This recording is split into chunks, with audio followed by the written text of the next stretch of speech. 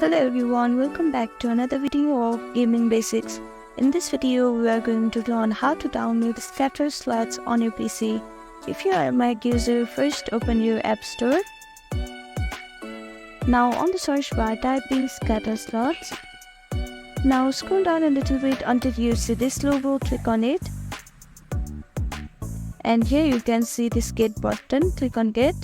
Now click on install.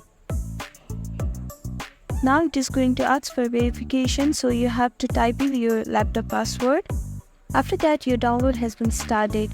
It may take some time depending on how fast your internet is. After your download is completed, you can see open option here. Click on open.